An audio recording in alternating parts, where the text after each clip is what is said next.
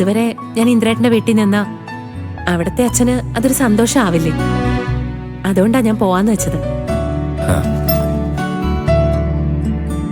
മോളവിടെ ഉണ്ടാവുന്നത് ശേഖരൻ എന്തായാലും വലിയ സന്തോഷമായിരിക്കും എന്നുള്ള കാര്യം ഉറപ്പാ.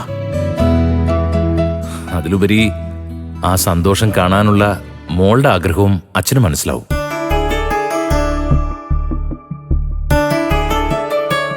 ശരിയാ അച്ഛാ. ഭാര്യയും മക്കളും പേരക്കുട്ടികളും ഒക്കെ ഉണ്ടായിട്ടും ഒരു അനാഥനെ പോലെ കഴിയേണ്ടി വന്ന ആ മനുഷ്യന് കുറച്ചു ദിവസത്തേക്കാണെങ്കിലും ഒരു ജീവിതം കിട്ടിയതല്ലേ. അതിനെ അറിഞ്ഞോ അറിയാതെയോ നിമിത്തമായതിൽ എനിക്ക് വലിയ അഭിമാനം സന്തോഷമുണ്ട്. ശരിയാ മാഷേ, അനുമോളും കൂടെ അവിടെ ഉണ്ടെങ്കിലേ ശേഖരന് കിട്ടിയ ഈ ജീവിതം പൂർണ്ണമാകും. അനുവും വിച്ചുമോനും അങ്ങോട്ട് പോകണമെന്ന് തന്നെയാ ഭാനുമേ ഞാൻ ആഗ്രഹിച്ചത്. ഞാനത് പറഞ്ഞില്ല എന്ന് മാത്രം. മോള് തിരുവോണത്തിന്റെ അന്ന് എന്തായാലും അവിടെ തന്നെ ഉണ്ടാവണം. നമ്മള് അച്ഛനും മക്കളും ഒരുപാട് ഓണമൊക്കെ ആഘോഷിച്ചല്ലേ. ദൈവം സഹായിച്ചാ ഇനിയും അതിന് സാധിക്കും. അതുപോലെയല്ലല്ലോ ശേഖരന്റെ കാര്യം.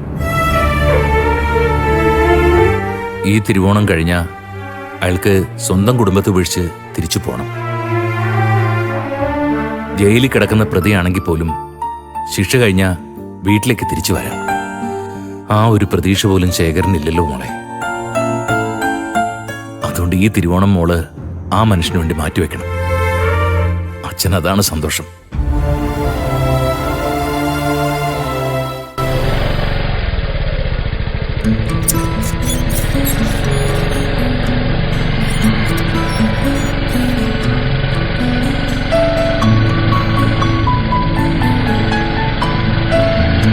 ആ വിച്ചുമോന്റെ അച്ഛൻ വന്നെന്ന് തോന്നുന്നു. വാ മക്കളെ.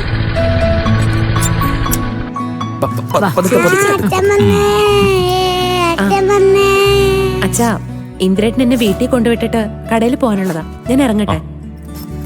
ഞാനും അങ്ങോട്ട് വന്നേക്കാം.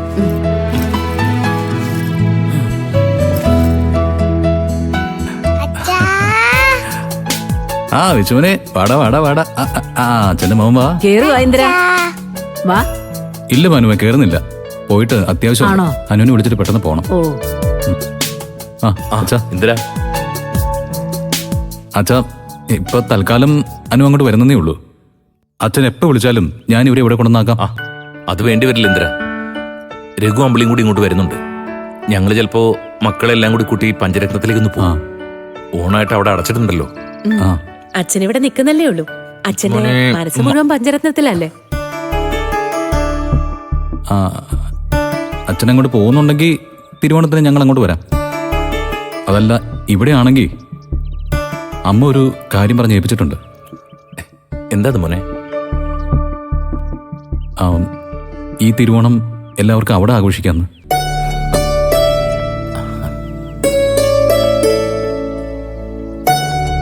അമ്മ അങ്ങനെ ഒരു കാര്യം പറയുമെന്ന് ഞാനും തീരെ പ്രതീക്ഷയല്ല. സൂക്ഷിക്കണം മാഷേ. ശേഖരനെ സുശീല അന്ന് വരെ സഹിക്കാൻ തീരുമാനിച്ചത് മാഷ് പറഞ്ഞിട്ടാണല്ലോ. അങ്ങോട്ട് വിളിച്ചതേ ഓണത്തിന് എന്തെങ്കിലും പണി തരാനായിരിക്കും എന്നാ എനിക്ക് തോന്നുന്നത്. അല്ലാതെ സുശീല അനന്തമാഷെ തിരുവോണത്തിന് ക്ഷണിക്കൂന്ന് ഞാൻ വിചാരിക്കുന്നില്ല. മനുഷ്യന്റെ മനസ്സല്ലേ ഭാനുമേ, അതെപ്പോഴും ഒരുപോലെ തന്നെ ആയിരിക്കണമെന്നില്ല. സുശീല ശേഖരനോട് ഇങ്ങനൊരു ദയ കാണിച്ചത് എന്റെ വാക്ക് മാനിച്ച് മാത്രമാണെന്ന് നിങ്ങൾക്ക് ആർക്കും തോന്നുന്നുണ്ടോ?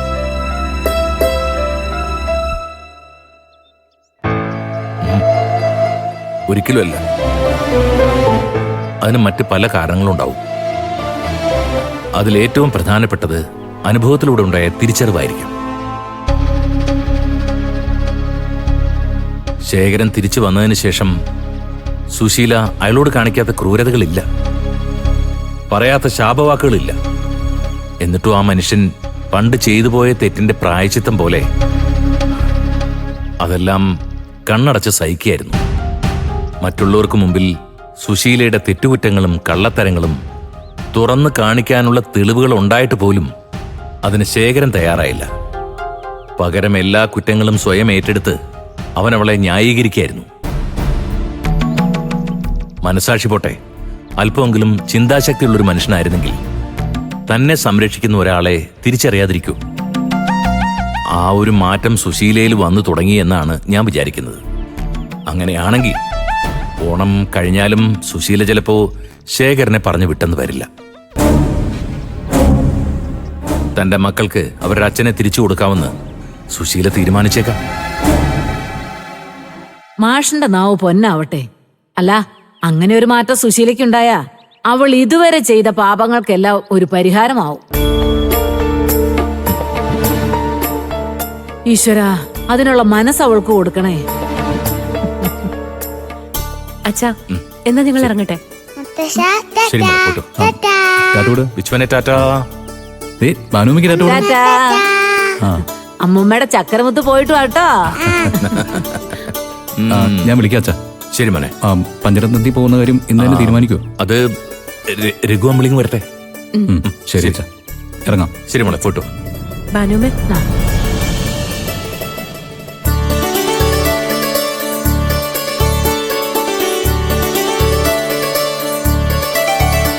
ടാറ്റ കൊടുത്തേ, വാടാ. ടാറ്റ കൊടുത്തേ.